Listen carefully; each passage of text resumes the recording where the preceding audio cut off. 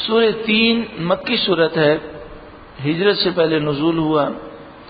قرآن پاک کی ترتیب کے اعتبار سے اس کا نمبر 95 ہے، 95 ہے، اور نزول کے اعتبار سے اس کا نمبر 28 ہے۔ اس میں 8 آیتیں ہیں۔ 3 انجیل کو کہتے ہیں۔ اس سورہ مبارکہ میں انجیل کی قسم کو یاد کیا گیا۔ انجیل اللہ تعالیٰ کی بڑی پیاری وہ نعمت ہے اور اس میں بڑی حکمتیں ہیں۔ یہاں تک کہ کہا گیا کہ انسانی جسم کے لیے جن جن چیزوں کی ضرورتیں ہیں اللہ تعالیٰ نے وہ ساری چیزیں انجیل میں پیدا فرمائی۔ پھر اس سورہ مبارکہ میں زیتون کا بھی ذکر ہے۔ زیتون وہ اللہ کی نعمت ہے کہ زیتون کا پھل بھی کھایا جاتا ہے، اس کا تیل بھی کھایا جاتا ہے، اور زیتون کا جو تیل ہے وہ عام طور پر تیل کے طور پر بھی استعمال ہو سکتا ہے، اور سالن کے طور پر کھانا یہ سنت ہے۔ یعنی زیتون کے تیل سے روٹی کھانا یہ سنت ہے، تو حضور نے اسے بہترین سالن قرار دیا۔ یعنی جس طرح سرکہ سالن ہے، سرکے سے بھی روٹی کھانا یہ سنت سے ثابت ہے، اور اسی طرح زیتون سے۔ زیتون یہ دنیا کا واحد تیل ہے کہ جس میں کولیسٹرول نہیں ہے۔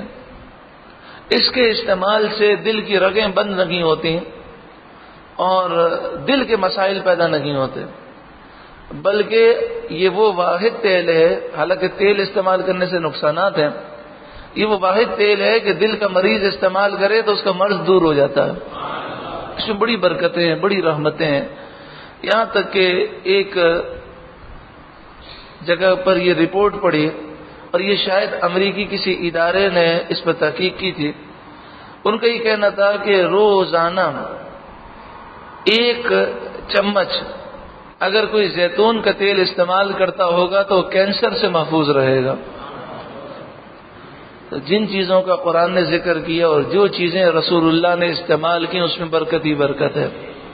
جیسے شہد ہے، تو ایک قوم کے متعلق مشہور ہے کہ ان کا بڑا حافظہ بڑا مضبوط ہے، تو اس کے متعلق جو کتابوں میں لکھا کہ یہ لوگ شہد کو بہت استعمال کرتے ہیں، شہد استعمال کرنے سے حافظہ بہت مضبوط ہوتا ہے۔ تو ان ساری چیزوں میں برکتیں ہی برکتیں ہیں۔ بسم اللہ الرحمن الرحیم، اللہ کے نام سے شروع جو بہت زیادہ مہربان نہایت رحم کرنے والا۔ والتین والزیتون، انجیر کی قسم اور زیتون کی قسم۔ وطور سینین، اور طور سینین کی قسم، وہ طور جس پر حضرت موسیٰ علیہ السلام کھڑے ہوئے اور رب سے ہم کلام ہوئے۔ وہذا البلد الامین، اور اس امن والے شہر مکہ کی قسم۔ لقد خلقنا الانسان فی احسن تقویم، بے شک ہم نے آدمی کو اچھی صورت پر بنایا، سب سے اچھی صورت انسان کو اللہ نے عطا فرمائی۔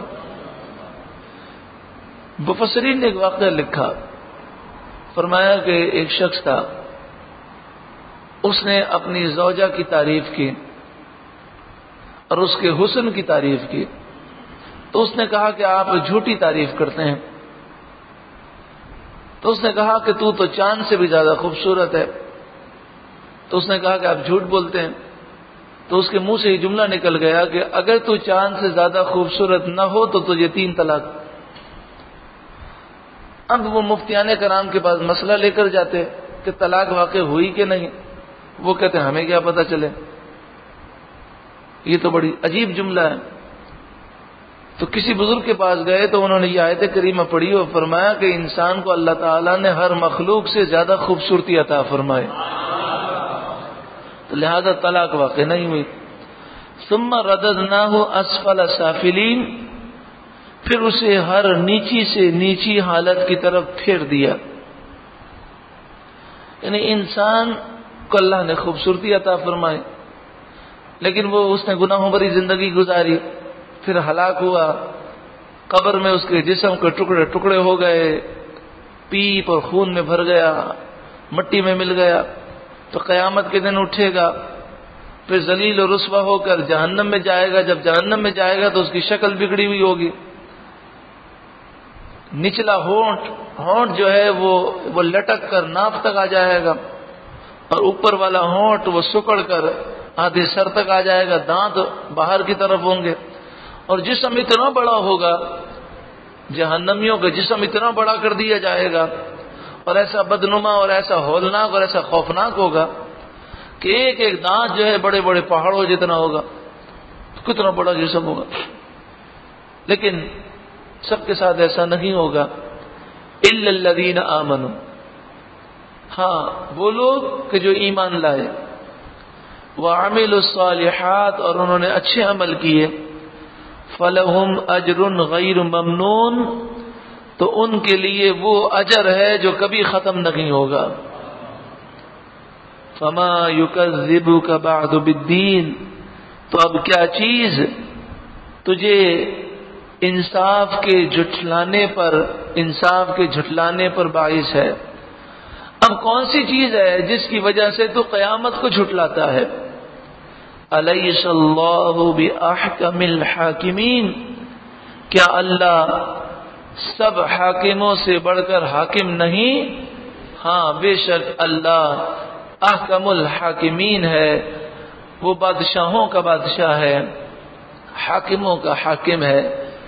جب اللہ کو احکم الحاکمین مانتے ہیں تو اسی کے فرمان کے لیے ہم اپنی گردنوں کو جھکا دیں. اللہ ہمیں عمل کی توفیق عطا فرمائے.